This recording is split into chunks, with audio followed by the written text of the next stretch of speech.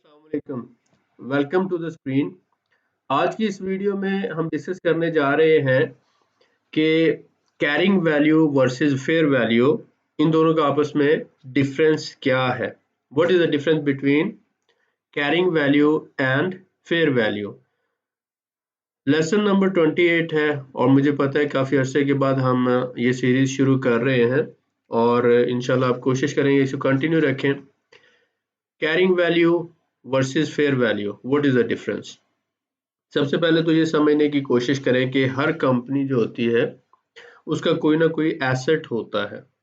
वो एसेट उसका लैंड हो सकता है, इक्विपमेंट हो सकता है, मशीनरी हो सकती है। तो वो जो फिजिकल एसेट्स होते हैं उनकी बेस पर कंपनी की एक वैल्यू बनती है जिसे वैल्यू ऑफ एसेट कहा जाता है और उसी की बेस पर ये कैरिंग वैल्यू बनती है। लिहाजा आप ये कह सकते हैं कि फर्ज करें एक कंपनी के एसेट्स को अगर हम आज सेल करें 1 लाख का, अगर फर्ज कर लें कि उसके एसेट सेल होंगे और अगर हम उसके 100 शेयर बना दें तो एक शेयर जो होगा वो 1000 का बन जाएगा और अगर 1 लाख शेयर बना दें तो वो इसी तरह से एक शेयर 1 रुपए का बन जाएगा। तो डिपेंड करता है कि एसेट कितने हैं और उसको हमने कितने नंबर ऑफ शेयर में डिवाइड किया है। तो वो जो एसेट बेस्ड वैल्यू होती है जिसको आज हम सेल करें और हमें पैसे मिल जाएं उसको हम कहते हैं बुक वैल्यू या कैरिंग वैल्यू। तो कोई भी कंपनी जो होती है उसके जितने ज्यादा एसेट्स होते हैं और उस हिसाब से फिर हम देखते हैं कि उसके कितने नंबर ऑफ शेयर्स बनाए गए हैं। फिर वो जैसे total cost of assets divided by number of shares equal to the 1 share value. वो जो एक 1 शेयर वैल्यू आ रही है ये बुक वैल्यू कहलाती है या कैरिंग वैल्यू कहलाती है। मोस्टली हम इसे बैलेंस शीट से डिटरमाइन करते हैं। अगर हम बात करें फेयर वैल्यू क्या है तो आपको पता है स्टॉक मार्केट एक बोली वाली मार्केट है, ऑक्शन मार्केट है।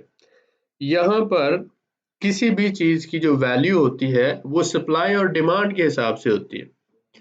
जो भी खरीदने वाला यहाँ पर वैल्यू देने को तैयार है और जो बेचने वाला वैल्यू एक्सेप्ट करने को तैयार है वही इस मार्केट की फेयर वैल्यू कंसिडर की जाती है। तो लिहाजा हम ये कह सकते हैं कि ये जो एग्रीड वैल्यू बिटवीन सेलर और बायर है this is called actually current market value या करंट प्राइस और इसको हम फेयर वैल्यू कहते हैं।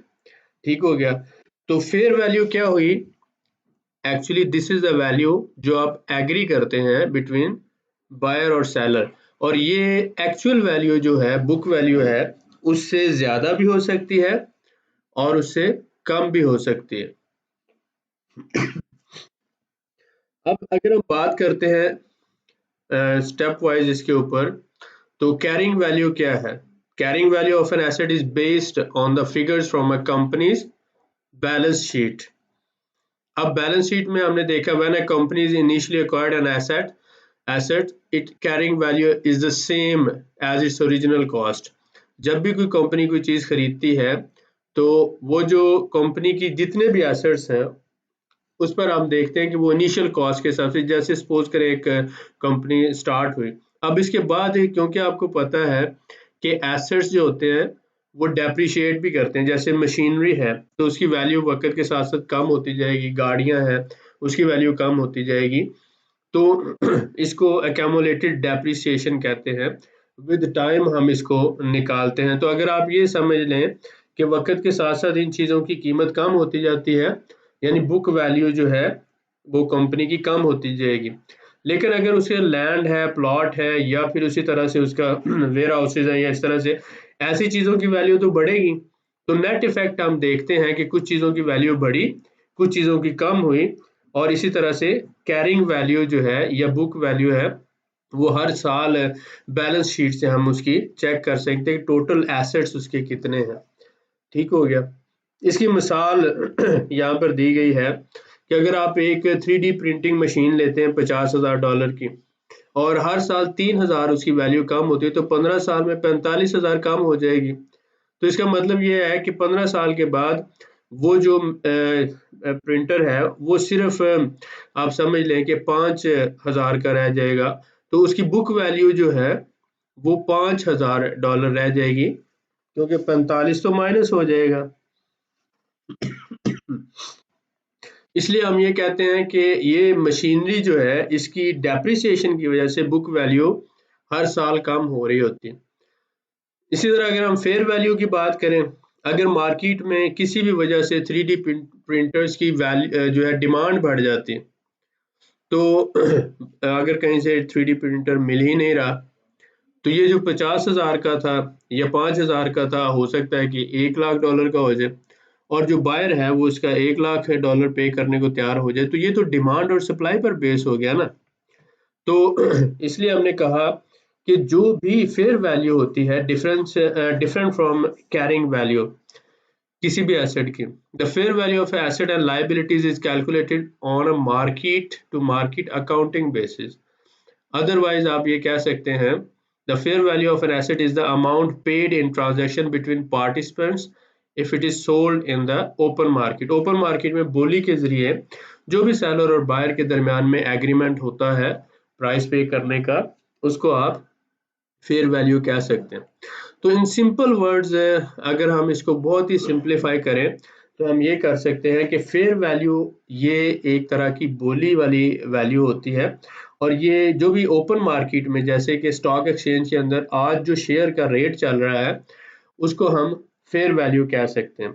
लेकिन जब हम उसी कंपनी की बैलेंस शीट को स्टडी करते हैं और वहां पर जो बुक वैल्यू हमें इस साल की दी हुई है वो उसकी कैरिंग वैल्यू है।